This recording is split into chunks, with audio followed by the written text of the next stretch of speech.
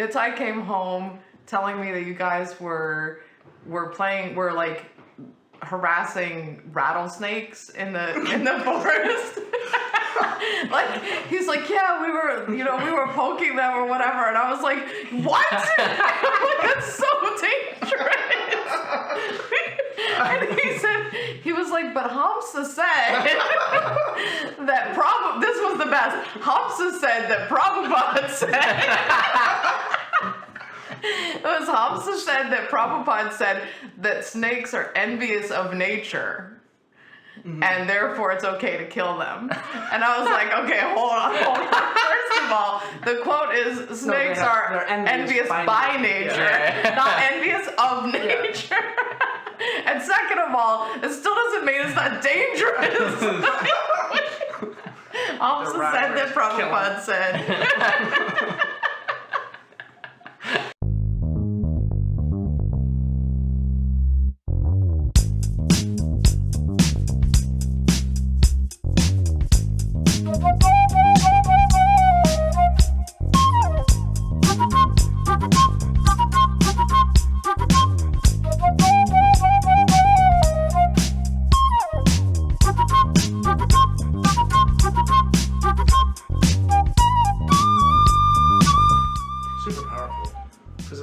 Tell you something, oh, just search it up on database. Right, yep. Right. Play Prabhupada said this. Right. Play the Prabhupada said game. Well, actually, it's a shame. It's a shame we don't have Hamsa's quotes recorded like that. Because no, I wouldn't want to read them. It'd be awful. After you redact all the swear words, there wouldn't be much left. You didn't see my perspective when you guys were kids. Mm-hmm. From my vantage point, you were like mini Prabhupada because you were the oldest of all the kids, and so like Nitai would constantly quote you. It was like Hamsa said, so it had to be true. Calendars, right? All the stupid I'm like, shit. seriously? I'm like, you do realize Hamsa's also a kid, right? I used to get so annoyed at them because then I would get in trouble, and I'm like, bro. Yeah, right? I guess sometimes I ended up telling your mom Hamsa told Nitai. The most famous one that I'll always remember is the one where Nitai came home telling me that you guys were like harassing rattlesnakes in the forest. Like, he's like, yeah, we were poking them or whatever, and I was like, what? That's so dangerous. And he was like, but Hamsa said that this was the best. Hamsa said that Prabhupada said. It was Hamsa said that Prabhupada said that snakes are envious of nature. Mm-hmm. And therefore it's okay to kill them. And I was like, okay, hold on. First of all, the quote is snakes are envious by nature, not envious of nature. And second of all, it still doesn't mean it's not dangerous. Hamsa said that Prabhupada said. I'm like, oh my God, what are you guys doing? The Hamsa database. Except probably half the time I wasn't even remembering what he actually said by the time I got home. Oh, I'm sure it was also like the telephone game. I misheard him and was misquoting. Right. I was misquoting him, possibly misquoting Prabhupada. And here I am here. I mean, yeah. But yeah, I can't tell you how many times I heard Hamsa said. I'm like, yeah, okay. I realize he's your authority. I've been hearing it from like, it was kind of nice though because, like, after a while, I think it taught me that I need, like, even as a kid, like after a while, I started to realize like, even though I don't want to, these people look up to me, and so I need to be mindful about what I you say or in front of do them, because they're, whether I like it or not, they are going to imitate me. So Right. it may be something I might not get in trouble for, and my mom and dad might not care about, but if like a Kinshina, Right. like Oh, Mother Teresa, definitely, yeah. Yeah, right. you know, or you know. Right, because whatever, different like, parents have different parents have- standards, yeah. and Yeah. So yeah. it taught me that I had to be mindful of the people that, you know, which is good. Yeah. Yeah. It was nice. For sure. I loved growing up in Gita. It was just like, I feel like whenever I read the pastimes of Krishna and Vrindavan, like the mood that's there that they Prabhupada talks about, that's like the mood I felt was there in Gita Nagari. Like a family. I've never felt that anywhere else. Wow. Yeah. That's I told my mom awesome. and dad, I'm like, glad I wanna you had that I want to die in experience. Gita Nagari, like for real. I want to go up there and like. Wow. It's like, to me, it feels like Vrindavan in America. Wow. It's really nice. Yeah. It was a little bit like that. We were always just out in the woods playing. Just Yeah, like, playing in the river, playing in the woods, running around. I mean, Like we sometimes could I think, go to bounce around between anybody's house. You'd Yeah, all because feed everybody us, you'd was all, like yeah. within yeah. it was walking great. distance through Like, the forest. yeah. Yeah. And I mean, there was once Drew and I on our own went so far that we got to this place where they cleared the land. We had like gone up the mountain, and like we got to this place where there was no more trees, and we're just like, oh, somebody's definitely here. Maybe we should turn around. We don't know whose property this is. But we had like packed granola bars and like a couple sandwiches and just like went on a trip and just like That's hiked our way cool, up yeah. there for like we probably That's took cool. 3 hours to get where we were going. So it was like a solid 6-hour round trip or something that we took. At least maybe 4 anyway, 4 to 6 something. It was a long time. Did you go Thinking so back, far I'm like, that and mom you... and dad didn't even wonder like where in the world is my kid at? Like, but I guess Well, we were normally you didn't go far enough that you couldn't hear me Hear if you I screaming. did my. I think we might have even got told Yeah. off when we got back because I feel like you and my dad had Oh, screamed for 'cause we us, maybe and we've were been so screaming far and you that, didn't. and we were a little older then too. We weren't like super young when we did this. I think we were like young Gotcha. teenagers when we did it. I don't think we were like below 10 or anything. Got you. That was a bomb, man. Yeah, you usually could like that was kind of the rule was like if you could hear me scream, then you were okay. Because then If you can went also too hear us far. scream. Right, that too, yeah. And Yeah. also that, you know, if I was like hollering for you to come back, then you would hear me and be able to come. I don't know how you guys hollered so loud. I tried to yell the other day. Oh, it's a skill. Mammy Yeah. taught me. Well, yeah, because not the other day. We could hear you hollering all the way up on the ridge behind, like if we were playing outside. It was far. Yeah. We're here. Yeah. And then you guys would holler in the same manner back. It was cool. And I'm like, okay, they heard me, they're coming. Yeah. Before cell phones. Right. Yell. Not that cell phones would have helped us much out there anyway. I know. They still don't. That's true. No, that's true. But yeah, because I tried to yell. There was some people driving like nutcases here a couple months, like a year or two ago, and it was kids that were coming to get another kid, and they were just like flying up and down the road. And I guess like because the kid that was with me wasn't ready, but like these teenagers just like were driving really fast, like 30 miles an hour or 40 miles an hour down this dirt road, right? Which is pretty fast for this dirt road with all the bumps and stuff, especially because people do come around the corner and it's not like super huge wide lane. But then they were backing up at the same speed. Oh my god. And then they were like turning into the wow. grass to turn around and doing it over and over again. Oh my god. And so I saw that and I was like editing on my computer where it used to be where I was just looking at the road and I'm just like sitting there editing and I'm like, no. I got up, I went to the door, I was just like, but then I wasn't even that mad. I was like, this is stupid, like they're gonna get hurt, you know, so I like opened the door and I just wanted to like yell so they would hear me over the car. Number 1, they heard me. Number 2, my voice broke. And I sounded like a demon out of hell. Oh no! I screamed, it was so gravelly, and they like screeched to a halt. And then everybody was terrified of me. Everybody involved in that scenario was like, oh, the guy's pissed. And then like my voice was dead, so I couldn't even be like explain myself properly because I couldn't talk barely. I like went and made myself ginger and paprika tea trying to get my voice back. And I was like, all right, have a good one. But like I couldn't really properly express it. Like I'm not as mad as I sounded. They're just like, oh my I god. just wanted to make sure you heard me. I just figured I had to yell over the engine that was like 200 feet away, so I gotta really get my Right. voice up. I Wow. was like, whoops. All right, well, I know my. yeah. Having it's not kids good. really. I guess I just hadn't used my voice to that extent either. I hadn't yelled in a long time, so I think that was the other thing. My voice was not used to it. I went from like just sitting quietly at my desk to screaming. Yeah, you have to like warm your voice up too to be loud. Like that's it's a little can be dangerous. Yeah. Picturing my mom standing at the door getting ready to yell to us, "Dola."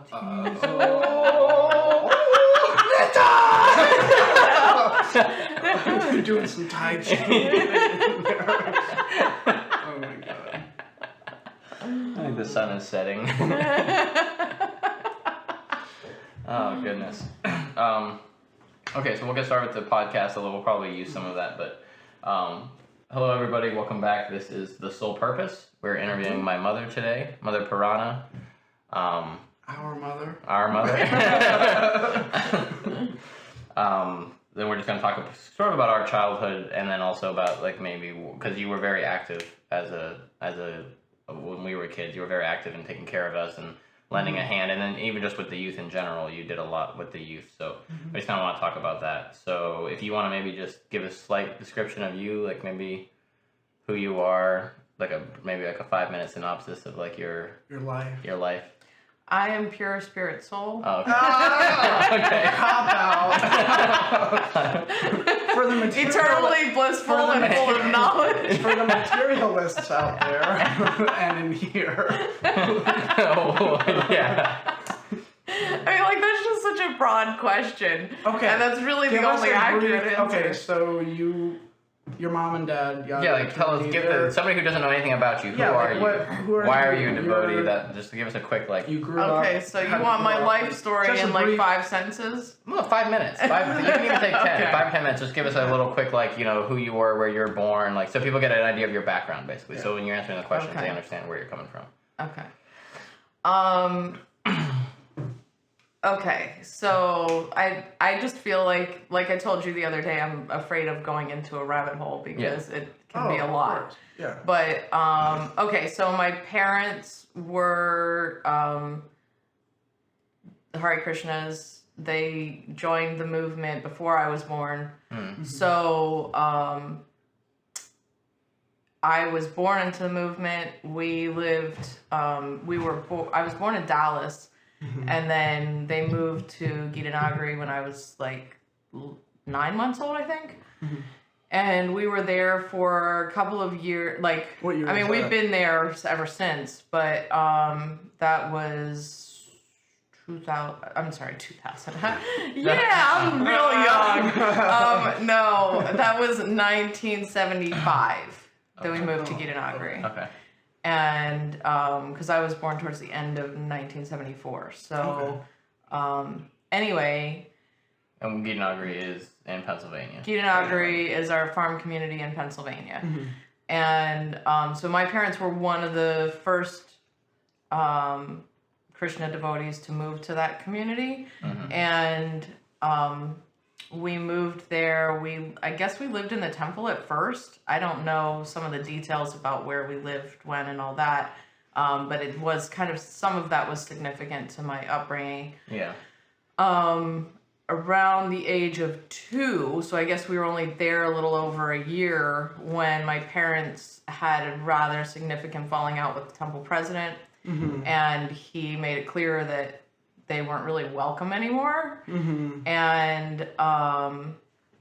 And so some of that had to do with some level of fanaticism that was common back in those days. And so my parents then started commuting to associate with devotees. Still, they started commuting to Potomac on the weekends, or like every other weekend, for about 2 years.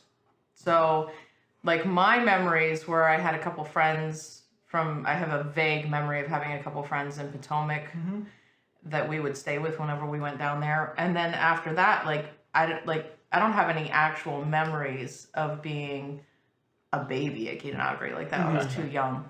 And then we had already bought a property there, so we were all, my parents were like, had decided they were staying. They weren't moving around anymore and stuff. So at Gitanagari.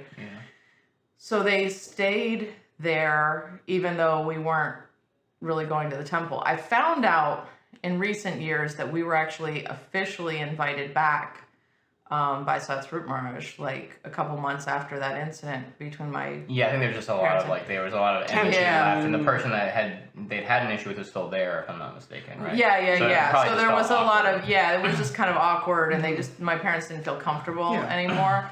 So I didn't have much devotee association growing up in Gitanagri. Yeah. And after about 2 years of the commuting to Potomac, my parents that was a lot. And they kind of, because that's like a 3.5 hour drive. Right.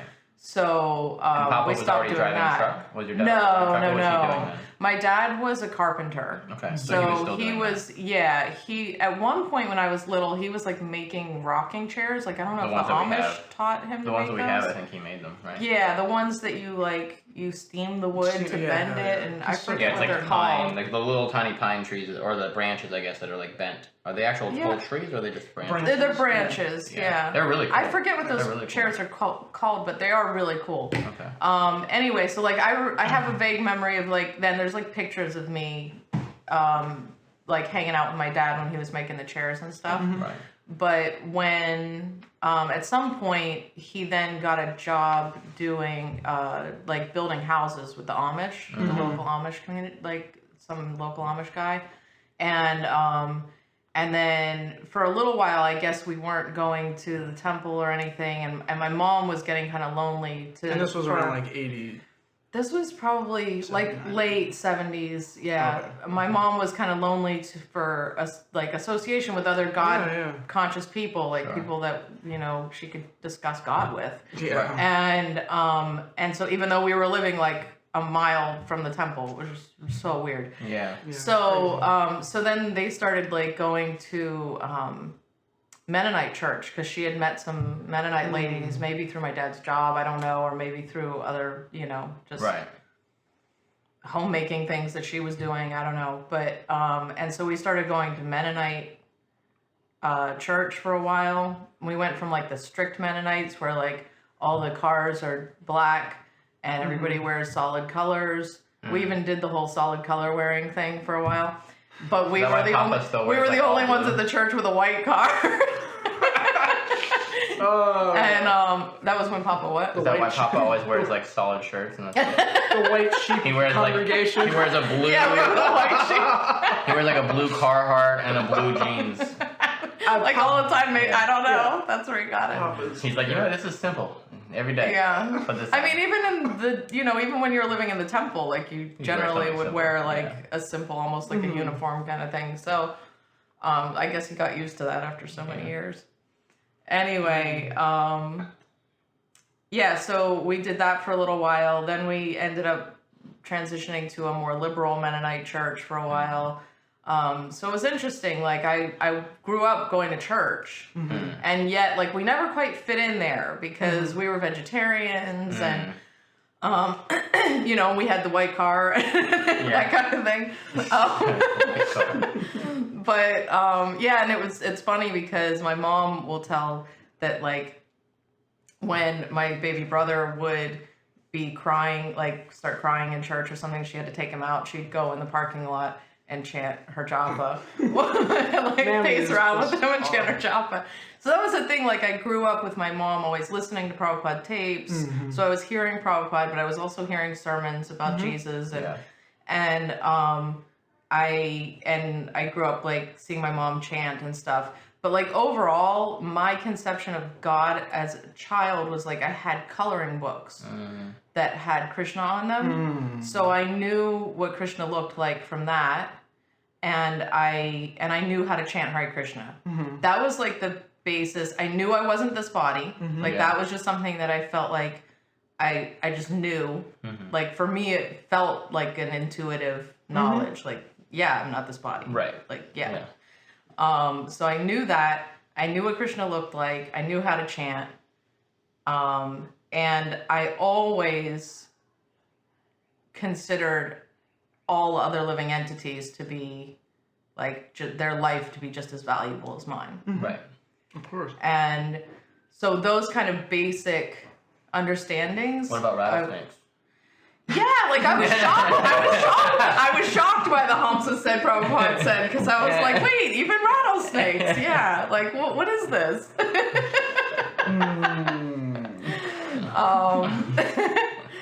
Anyway, yeah, so even rattlesnakes.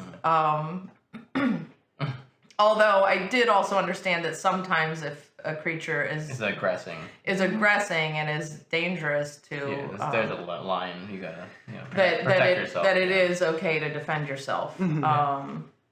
So yeah, so that's kind of my and in terms of like my own personal like social experience was that like I went to Mennonite school for like first grade, and then after that my parents put me in public school, and that was like it was really rough being me and my brother were the first Hare Krishnas in a rural Pennsylvania to go Sanat? Sanat, and the first to go to public school, Right. and the first vegetarians to ever show up at that public school. Right.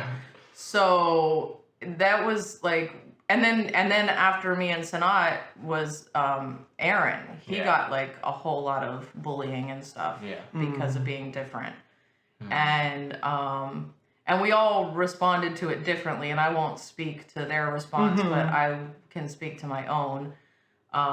It was. Yeah, like people, I remember very distinctly some kids on the school bus calling me Ishkan Queen. And I was like, first of all, I did know that it was pronounced Iskon and not Ishkan, so that was weird. But I didn't also really associate myself with being an Iskon anything. Right. Because I didn't associate with the devotees. Like a couple of times I remember going like to a festival or something. Like my parents would go to the temple occasionally, maybe once in a year or something. They had like an open house. We might go to that. But I didn't, and there was maybe 2 or 3 occasions where I got to like go swimming with the Gurukul girls or something. So there was a couple girls that I had some little opportunity to bond with, but it wasn't like I got to play with them on a regular basis. And I certainly didn't associate myself as being one of them. Like I always felt like an outsider, no matter how sweet they were to me. Like because I wasn't in their world, you know? So for somebody to call me that, I was like, what are you even talking about? Yeah. And they, and they obviously didn't mean it kindly. Yeah. And, and then they were also saying other things like weird stuff that they had heard that was nonsense about devotees. And I was like, what are they even talking about? And so much misinformation. Yeah. And so, and then also I was really hurt because I already was isolated, like my friends at school. I got along with a lot of kids at school. I didn't have any problems at school. It was always on the school bus. Yeah. Kids are buttheads. Minimal supervision. Yeah. Just the whole I've always felt like there should be more than just a bus driver to supervise it. Like, how can you drive and supervise a whole bus full of kids? That just doesn't seem logical to me. Yeah. Our bus driver, that old dude, but he would just sit there and he had like these beady little eyes and he just like stare you down in the seat, and there was something about it that you're just like, even though he was too fat to make his way down there to get at you and would cough and hack, and you're like, is this guy gonna die on the way to school? He would stuff the vents with his tissues. I saw him in the vents. Oh God! He would like stuff them into the vents, so that means the airflow was not. We'd all have to oh God, it was horrible. It was absolutely horrible. But like, he was a grouch, although he never really did anything particularly nasty to me. But he was definitely grouchy. Like he always just kind of like Yeah, we were talking the other day about like all the horrible bus drivers. That I get into fights occasionally on the bus, and like he would never do anything about it. He would just sit there and watch, and just be like, "Oh, okay." Like, but yeah, so I mean, I remember that day going home crying about it, but like internally,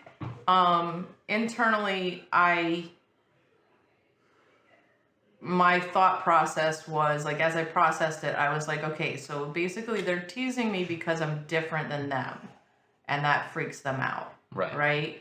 And I'm like, but if they're mean, then isn't being different than them a good thing? And so I was like, I'm glad I'm not like them. Right. I'm also glad I don't eat meat. Yeah. And like, so I'm different.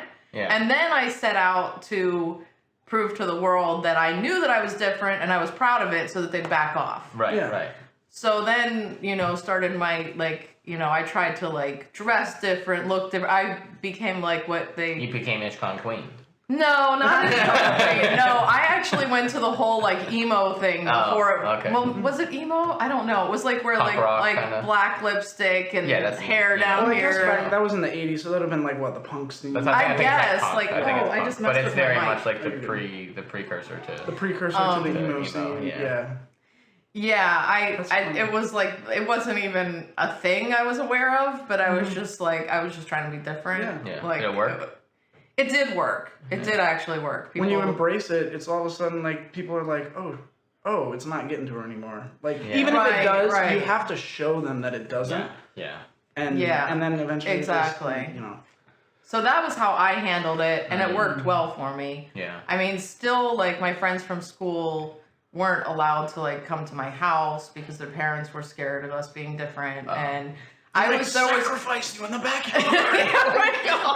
I had a couple of friends. I remember one friend who I was allowed to go to her house. There was only one friend who ever invited me over to her house, from public school. Gotcha.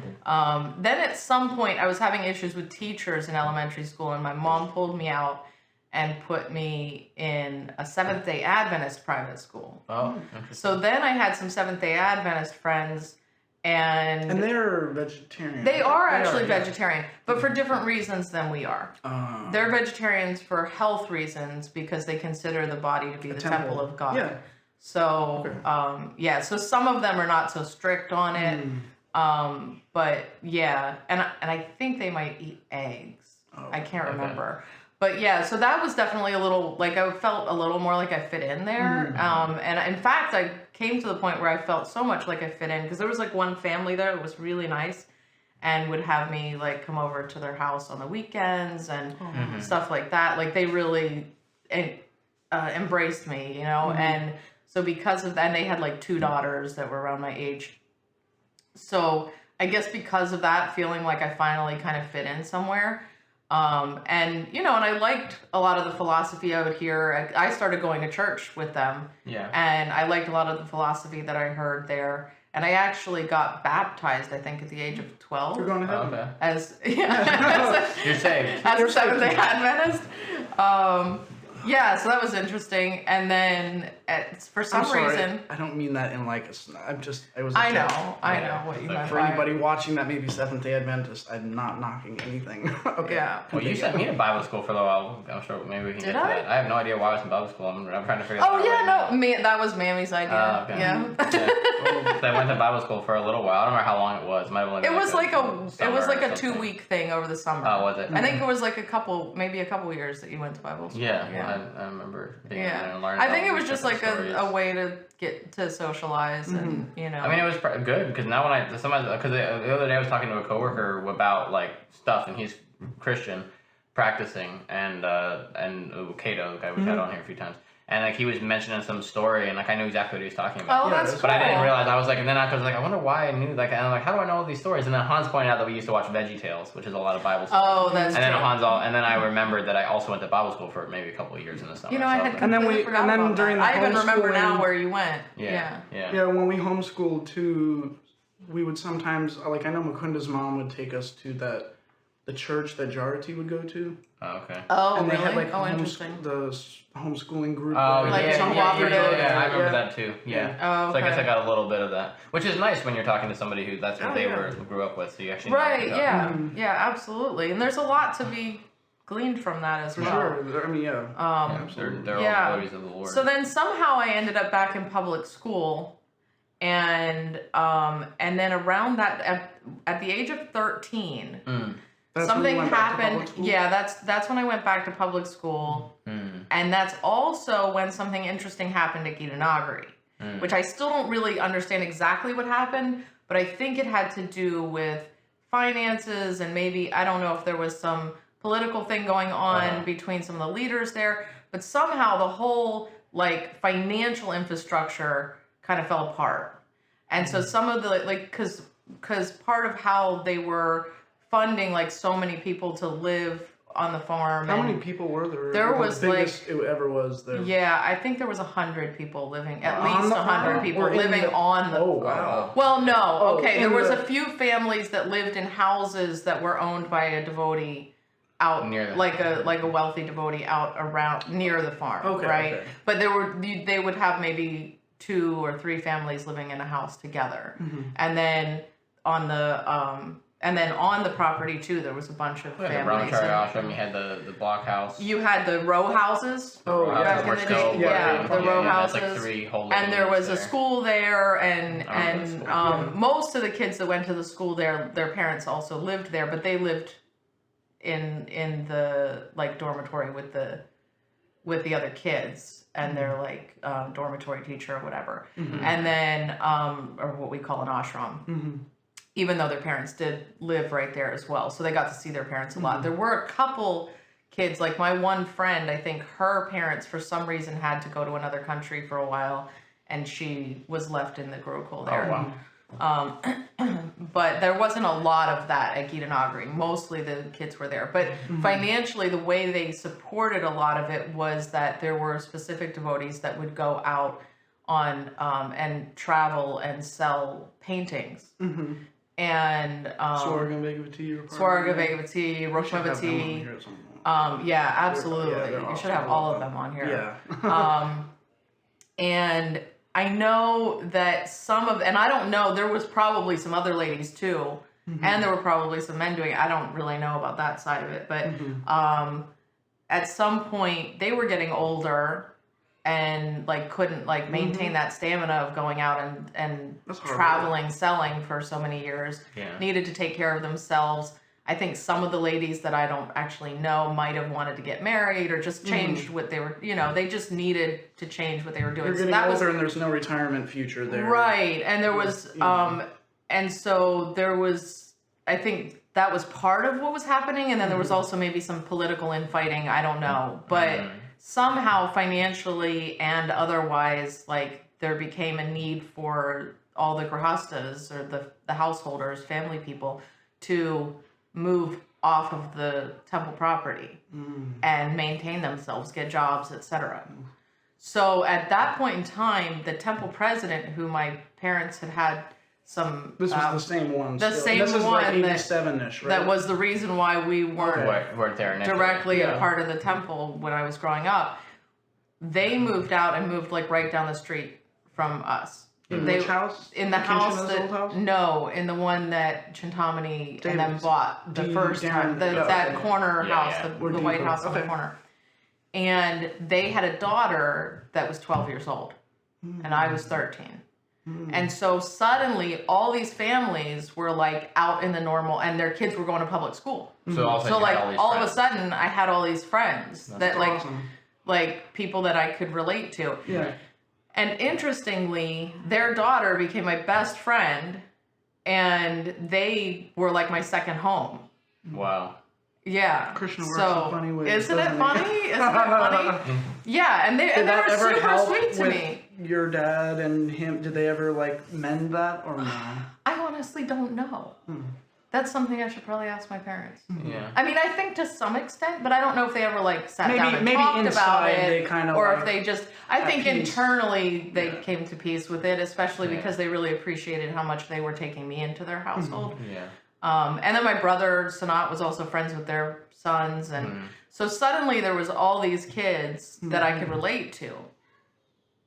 The downside was that these kids were also like had been overly sheltered, and now we're all of a sudden their parents were like, oh, whatever, and they sent them to public school, and they had like sudden exposure to all kinds of things. Yeah. It's the equivalent of just shoving all the kids off the boat. Hey kids, we're learning how to swim today. Boom.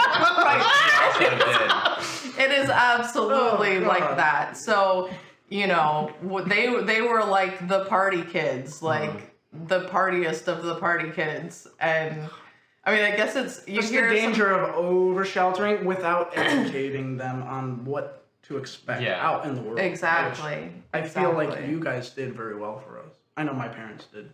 Yeah. Yeah, and I think I learned a lot from that experience. Yeah. Like, even though I wasn't in one sense, it wasn't my experience because I had been exposed to so many different things out in the world.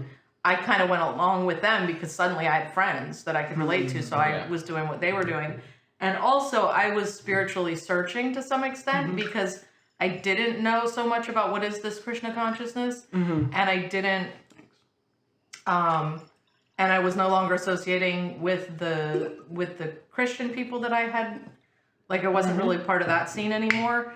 And so I was kind of like, I want to know more, like, what is this really about? And, and, you know, that whole party scene, though, on the other hand, like, was, in one sense, for me, was a little bit of a search, too. It was kind of like, well, what else is out there? What else can I get something Socially. from? Learn something from, whatever. Yeah, anyway, so, that then led me to... Interestingly, one of my close friends at that time was a devotee kid who had fallen from a tree house. The one who broke his neck, and they moved down here, didn't they? Yeah. Okay. And he was in a wheelchair and needed assistance, and there was a devotee lady who was coming to, I was actually like always hanging out at the same place that he was living. And so she would come and to like help him bathe and some things like that. And she like invited me to go to the temple. And so I went to the temple with her. What was it? It was like for Sunday feast or something. I went. And to this the temple is when with your her. mom and dad at this point are still only occasionally going to the temple? No, they weren't going. They weren't really. Yeah, occasionally, meaning like once in a blue moon. But they still hadn't like Yeah. jumped back Right. into... Yeah, no, they hadn't. And so she invited me to the temple to a Sunday feast. And I liked it so much. Like, it just felt like home. And I was like, wow, how did I not know that this was, like, you know, how awesome this was. Yeah. And then she told me about, like, that they have programs every morning. So, again, I was, like, within walking distance this whole time to the temple and, like, just didn't really get... Mom and Dad, we need to talk. So I started walking to the temple every morning to go to the program. And you're how old at this time? 15. 15. And then within a week, I was so enthusiastic about it and had totally lost my taste for partying that I asked Mother Kalini, who was like the temple mother at the time. She's like the Master she was, Yoda of Gita Nagar. Exactly. I asked Mother Kalini for permission to move into the temple. And so she took me under her wing, and, you know, of course she talked to my parents and made sure that they were okay with it and stuff. And my parents were ecstatic. They were like, oh my God, like, she wants to move in the temple and stop partying? Like, that sounds awesome. Yeah. So they were all about it. And so then I lived in the temple for about a year. And the hardest part then, though, was that at that point there was like literally like a handful of devotees living there. So it had gone in a couple of years from like 100 devotees or more, maybe. Yeah, it might have been it was at least 100 devotees to now like maybe 10 devotees. Wow. Living on the farm. On the farm. Yeah. And those living out around didn't necessarily, like, there wasn't so much of like that community thing that you grew up with where it was like a common thing for devotees that lived around to necessarily come. Like, there might have been a couple families that did that. Yeah. Like the lady that invited me, she lived off the farm. But it was really a whole different world. And there was nobody my age. Like, the lady that was closest to my age was 30. And twice your age. Right. And then there was like little kids that were like in elementary school age kids. Yeah. And so they engaged me Mother Cleaning engaged me in the kitchen. I helped to like cut up the vegetables for lunch. And she engaged me with the cows, which was my favorite service. I Yes. loved working with the cows. So I would get up at like 4 o'clock in the morning and go milk the cows with Mother Kalini, listening to a tape of Prabhupada playing like bhajans, and it was like the most peaceful, amazing. And we were milking the cows by hand. We only had like 2 cows we were milking at the time. Vishaka and Prema. Mother Kalini used to bring me to milk Vishaka when I Yeah, we lived in a Vishaka was blockhouse. amazing.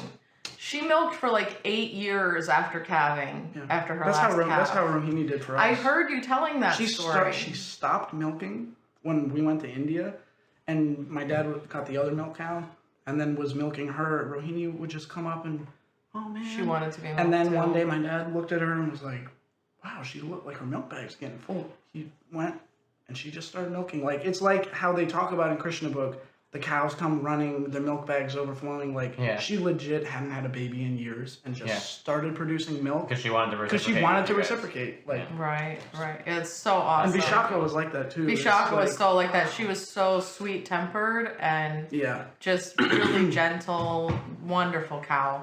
Prema was a little more high-strung, and she was very picky about people. She didn't like certain people, and she liked other people. She liked Mother Kalini just fine. For some reason, she didn't like me. Cow whisperer right there. Yeah, Mother Kalini was totally the cow whisperer. Yeah. Prema didn't like me, though. And she would tolerate me if I was with Mother Kalini. But, like, if Mother Kalini, for some reason, went out of town for a festival or something, and I had to cover for her and milk, Prema would literally hold her milk in. She would not let her milk down because I was there and she didn't like me, and she would kick me. Yeah, or kick But the she bucket never, over. she never kicked Mother Kalini. She just didn't like me. Yeah, And it was so frustrating. that is hilarious. So I was like, I'm supposed to help you by getting the milk out, or else you're gonna get sore. Like, and I'm like, but you won't let me. God. Mother Kalini was so God. special. Oh my god. I remember when no Vishaka was doubt. dying and she was out in the field. She got me to come help her like create a little tarp tent thing to cover her so when it would rain, because she wasn't getting up and she laid out there for like a good while before she died. Mother Kalini would go out there and read Srimad Bhagavatam to her. Wow. Yeah. Wow. Yeah. No, She would just Vishaka nurse was. her all the way till the day she died. Yeah. And She had Mother that, Kalini and Vishaka had a very Yeah. loving relationship. Yeah. Yeah, for sure. And Mother Kalini was like, she was like that about all the cows in general, but especially Vishaka. They were like, they were tight. For sure. Yeah. Yeah, so that was absolutely my favorite service. Oh, and then I also got the benefit of, there was a young lady living there at the time. Her name was Sita, I believe. And she taught me how to work the oxen. And that was maybe even more fun than milking. I loved working the oxen. Of course, for like a teenage girl, like I'm bossing around these big animals, you know, that really could run over me. Yeah. And that was an interesting thing, was just learning how to, the mindset you have to be in to deal with animals that are that big, that And they really can perceive could hurt you. when you're in the right They state can- of consciousness. Oh and my they'll goodness. listen to you. Yeah. Right. If you believe that they're going to listen to you, they'll listen to you. The minute you doubt it, Yeah. They can. they it's like immediately know. sense it, and they're like, "Oh, okay," and then they just run off with the cart and That's do how you whatever can they have want. little kids with sticks herding these full-grown Because, cows. the It's all kids- about the mindset. of- Right. Yeah. Right. Yeah, when you guys went to India, I don't know where you were. I don't know if you went to India at the time or not, but Dhruva and your parents were gone in India at the same time for like like a month or something, or a couple of weeks. I don't remember exactly how long. And we had to take care of. Rohini. Right? Not No, Rohini. we took care of the calf. Rohini went to stay at the temple while you guys were gone. What's his name? But Lal. Lal, yeah. Yeah, we took care of Lal. Well, That was I had to interesting. walk him because we like got him at our house and we didn't I can't remember. We didn't why have didn't like do a it in the large field. fenced-in area, so we had managed, like, I don't know if it was with hay bales or what, but somehow we blocked in a space behind our shed for he him just, to be, and there was sat like a in there, roof but then over I took it. him for a walk so he could get his legs stretched. Okay. But Yeah. he was not well behaved the first time. The first time I took him for a walk, I don't know. That's do you when they're remember that? testing you out. He dragged you. He dragged me all I the way don't- down the lane.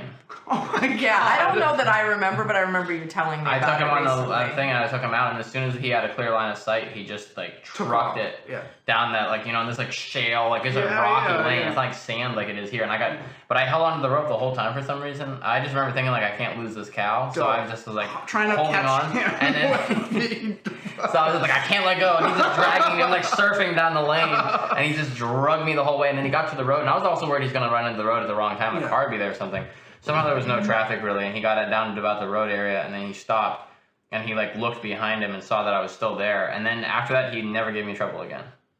Somehow he was like testing. He was just like, will you hang in there? And he's like, all right, fine. He's good. He's still there. He hung in. Yeah, all right, fine. And after that we just like go and walk. He would never like really pull on that. He was like totally well behaved. Also, in his defense, he probably wasn't used to being walked. He was just in a field most of the time, so he probably didn't understand what the hell was going on. Right. So he had to like figure out. Yeah, you like, have to do that with the oxen. You have to work them from when they're little every day. Yeah. So that they understand so they get the used process. To it. Yeah, so that was fun. I particularly loved spreading manure for some reason. I love the smell of cow shit. Yeah, I do too, It's like so actually. earthy. Yeah. Like, it's really nice. Yeah. Yeah, it's really interesting. People look at me like I'm weird. But we had a manure spreader that was not actually meant for cow dung. It was meant for horse dung, which I'm not sure what the difference is in the consistency and why the spreader would work better for horse. I think the horse one is more dry. Cow is more wet. It's more wet. Yeah. So Gotcha. Okay. anyway, because of that, the beaters would sometimes get stuck. And so I'd have to go behind and like jump on the beaters, and then all of a sudden it would let loose, and I'd get splattered. Oh my god. Somehow that was still my favorite service. Loved it. Yeah. Oh man. But I think it was also like the exercise and just getting out and moving about Being and around stuff. animals, Yeah. being around, there's something about being around nature and being around the animals that like is satisfying. It really is, and it's very grounding. It is. It's very grounding. Yeah. And the cows in particular, they're such a peaceful animal that We didn't like have these to like. Yeah. oh yeah, Like, no. it gives you something to do, you know. Yeah, That's no, it was meaningful and it's so grounding. I really, really enjoyed that. And then, and then in the school there, because I still was technically in high school or high school age, needed to go to school. So they had me doing a lot of like self-study because the teachers there were primarily trained and used to teaching elementary school. And so I was doing a bit of self-study, and then also to engage me, they ended up having me like for half of the day I was doing self-study, and then half the day I was actually helping out with the little kids. So that was the start of me working with kids. Was I like would engage and teach the kindergartners and the first and second grade. I think I taught science and social studies to the first and second grade kids, and I did like a couple hours of I think it was more games and stuff with like the kindergarten kids and activities and stuff. But I really enjoyed that as well.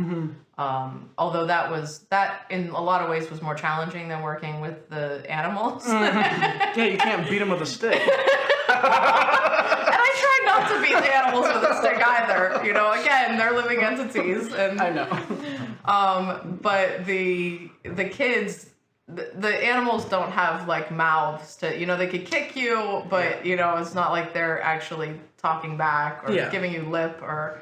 Humans are a whole nother There was beast. one little kid who like had a crush on me or something and would always like say really awkward things to me, and I'm like, stop. Oh my god. So stuff like that was definitely. Oh, that's funny. But yeah, that was my first. That's why you didn't like back talk, because you've been dealing with animals. I guess. You always used to say that to us. Oh Don't my God. back talk me. Did I? Yeah. Yes. That was the huge thing you'd don't say. remember We would be like, well, yeah, but, and you're like, no back talk. I totally don't remember that. That's funny. Why can't you behave like the oxen in the field? Right. You know, in fact, when I was pregnant with you, this is beat you with a stick. this was a very weird thing. But when I was pregnant with you, I would often think that I wish that I could just give birth to a calf. It would be much easier to take care of. Wow. That literally was what it was. You literally wanted Yeah, there was no back talk. completely what it was. Oh my god. Wow, I never knew you would have preferred me be a calf, but now I know. That was before you were born, you know? Yeah. She changed her mind after she saw you. Yeah. Oh, jeez.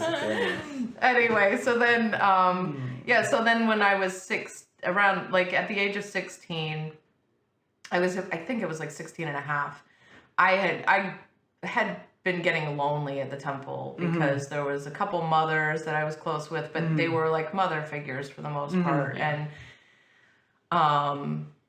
I mean, there was a couple mothers I was really close with, like, and I still maintain relationship with, but, and then of course Mother Kalini, who sadly is no longer with us on this planet, but, she, in our hearts. Yeah, in our hearts. But yeah, so I was super lonely with like no peer association. Yeah. And so I moved out, and of course, for me, like the only time that I think in my life that I had satisfying peer association, outside of, like I said, there was that family in the Seventh-day Adventist family, but other than that, like when I had where I really felt like I connected and clicked with other people my age was like in the party scene. So that was what, like, I moved back home and I just went back to that because that was all I knew in terms of socialization. Yeah. And within 3 months, I got smacked upside the head. I felt like Krishna was like, okay, you know better than this. And the smack upside the head was I became pregnant with you. Yeah. And and I felt like Krishna was telling me, okay, you know better. And if you're not going to do better for yourself, then do better for somebody else. Wow. And I immediately, like, as soon as I knew I was pregnant, I was like, okay, I got to get it together. I can't associate with these people that are taking me down a bad path, and I gotta figure, like, be more responsible and figure this out. Yeah. So that, like, kicked me into trying to become an adult at the age of 16, and so that's, I guess I'd say. And then in terms of like my devotional life and like how I came back around and was part of the community again was not just that, but then I was like a struggle to like, how do I be an adult? How do I be a parent? I gotta, have to be some kind of independent. And so there wasn't like, oh, I'm gonna move back to the temple. It was like, now I have to figure how to do this right on my own. Yeah.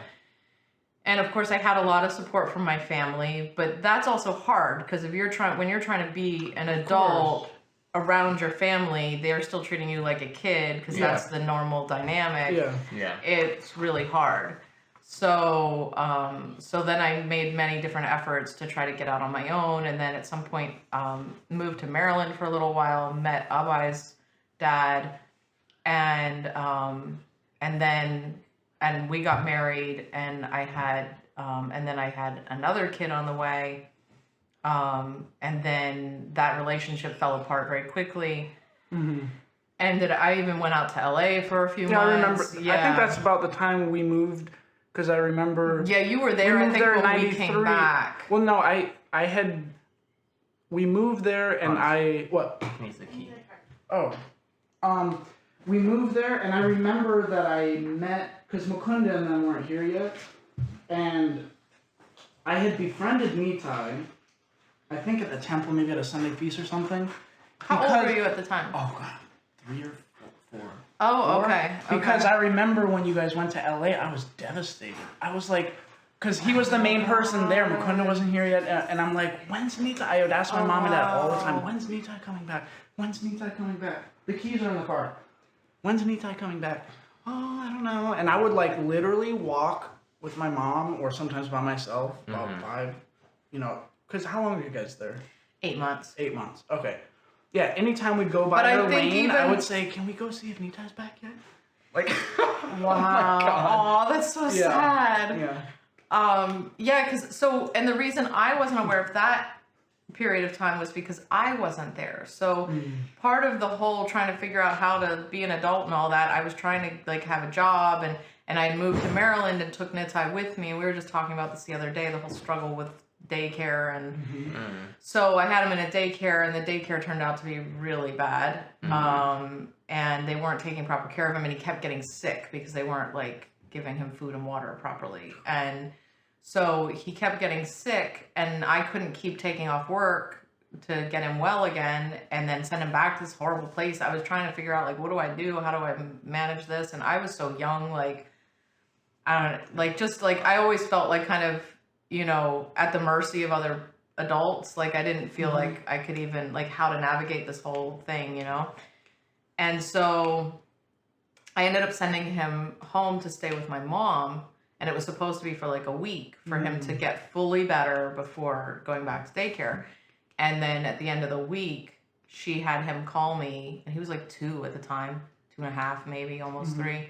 And she had him call me and ask me if he could stay with her. So when you first met him, he was actually living with his grandmother. Yes, because that's where I first saw Star Wars too. I remember you were in the den, and it was the scene with You guys Empire were like Strikes Back. 3 when you first saw Star Wars. No, because I'm like, what, 2 years? I must have been 5, because around the Yeah, time if I was when, 2 or 3, you would have been 4 or 5. yeah, and I think during the time when you guys were gone is also when I went down to Baltimore Gurukul. Okay. Because then when Nitai left, he was one of the only kids that I actually remembered. So then I went to Gurukul, and then that made the time pass. And then I remember one day, like, Nitai was back, and I was like, and this is before social media. It's not like people like, Right. and I was like, what? Like, yeah, but that was. Yeah, because then I came and got him when I was pregnant with Abai. I came and got him and took him to Maryland again with me. And at that point, he was like 4. And then we were in Maryland for a few years till I had Abai. And then like 6 months after I had Abai, we went to LA. Oh, okay. And then we were in LA for like 8 months. So he was probably gone for a good 2 years. And then that's when I was in Baltimore Gurukul. Got you. And then we came home. We came home around Thanksgiving that year, like right before Thanksgiving. And then that was weird because we came home and suddenly there was like all these new people there because, although that's weird, that's actually not entirely true because some of Bhakti Tirtha Swami's disciples had started moving there before we went to LA when I was still in Maryland. They started moving there after a couple of years, I think, after we had been, or about around when we moved there in '93. Okay, I was always wondering the timeline, like when we you got visited there. in like I think beginning of '93, and then we moved there. We were there for like that winter, and we lived in the temple for a little bit. We lived in the blockhouse, and then we moved off. Right. And yeah, so because I remember when I was still pregnant with Abai and like I was home for a little while because I wasn't feeling well and stuff, and the devotees actually took me, like I met some of Bhakti Tirtha Swami's disciples and they took me down to Maryland to meet Bhakti Tirtha Swami and go to a program there. And that was when I first met him and I was like blown away and super impressed. Yeah. But then I still had some more, growing up, I guess I had to do. So ended up out in LA for a little while, trying to figure it out there. And quickly realized that I couldn't really survive financially out there being a single mom with 2 kids and no childcare and whatnot. Nitai went to a little gurukul, like a preschool gurukul there for a little while. So yeah, that was a whole another interesting experience, like a whole nother world.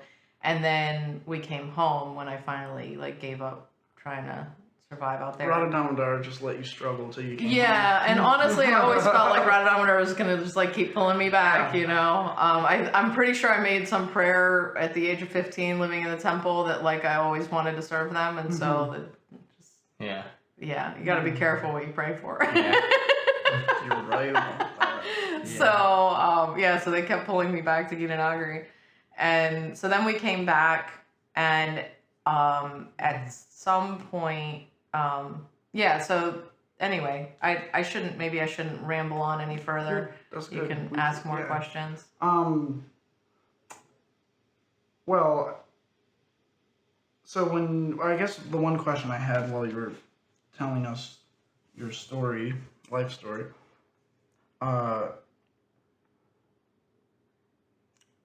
what, like, how do you view the difference in the Gita Nagari that we grew up in with like the whole atmosphere of, because like Bhakti, I mean, we were there for a couple years before he came, so I feel like it was like the tail end of Right. the farm was falling apart. There was hardly anyone living there. My dad came. Mother Kalini was struggling. That winter was rough. So like, Right.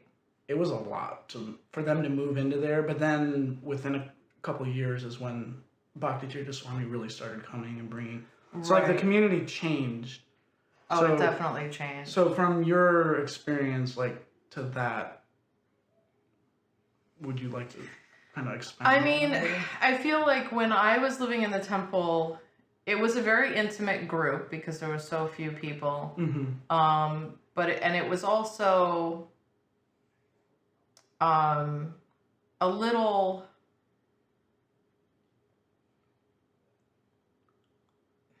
I don't know how to describe it. Like, there wasn't like a whole lot of enthusiasm. It was kind of like just getting by, Yeah. doing the Day-to-day. needful, you know? And I think a lot of the devotees that were there had served for so many years, and, you know, and now all of a sudden at some point it was all of a sudden, not at that point, but they had then been serving for a few years with so little help. It was like such a small amount of people trying to do so much services. Yeah. And so there was kind of a sense that everybody was like physically taxed, and so it was a little like there was an austerity. Yeah. Gita Nagari is a very austere place to live. Yeah. Always. But especially then, yeah. I mean, there was sometimes, you know, there were moments of enthusiasm, you know, kirtans were still nice, and, you know, but it was definitely, and service was still sweet, you know, like I was describing with the cows and stuff, but there was definitely a feeling of austerity too, that everybody was just like working really hard, and it was intense. Whereas when Bhakti Tirtha Swami came, it was such an influx of additional bodies to do work, as well as this whole new enthusiasm that, you know, these people that were like really excited about the project, as opposed to like having been in the project and just trying to barely keep it going. There was like this excitement about, oh, what can we do here? And of course, the transition wasn't seamless, you know, in terms of devotees trying to understand where the devotees who had already been there were coming from. And I know Bhakti Tirtha Swami worked hard to try to make it as seamless as possible and appreciate the devotees that had already been there. But human beings being what they are, there's always going to be a little bit of friction. So, and it was an interesting vantage point for me because I had relationships with the devotees who had been there before. They were like my family. And then when I came back from LA, I was trying to take shelter of Bhakti Tirtha Swami as a spiritual master. And so I also then was becoming part of his family. So I was like hearing things from both sides whenever there was like some friction, and I could understand both sides because I was part of like both groups. And ultimately it was then one Gita Nagari group, but there still was always a little bit of like, these people understood each other better and these people understood each other better. But yeah, I mean, Bhakti Tirtha Swami brought a whole, like his preaching He's so powerful. perspective too, like was all about how we should treat each other in community, and that was super powerful as well. And I think, and for me, he was kind of like an additional father figure in a lot of ways, that I really looked up to him and wanted to take guidance from him. And that helped to ground me as well, so that I didn't feel so much like I had to figure everything out on my own. And he was at Gita Nagari enough that I was able to, you know, have meetings with him or darshan with him on a fairly Frequent regular slaps upside the head. frequent what, excuse me? No, that's not a good idea. That kind of thing. And, you know, and then Yeah, so that's, I think his presence brought a whole level, like a huge level of enthusiasm that I hadn't experienced before. So I think we could talk about, maybe we can do a follow-up interview at some point in a few months via Zoom and talk about more about what you're talking, because there's so much to talk about in regards to like meeting him and you and Dad and all of that. Right. And I don't mind you if you wanted to go over a little bit. I don't mind going over a little bit. Okay. Well, but I also want to ask a question that kind of has into what you've already been talking about today before we get into like a new chapter kind of, which has to do with the children, which you kind of mentioned and you and I talked about the other night, but how your childhood, you kind of mentioned that why you felt like you wanted to be there for the kids, but we haven't really gone into all the things you're doing with the kids and your viewpoint on kids and their relationship with adults and all of that. It'd be nice to kind of go over that. Okay, yeah, I was hoping we would get to that. Yeah, I think we can maybe circle back to that now before we go off into new territory. Okay.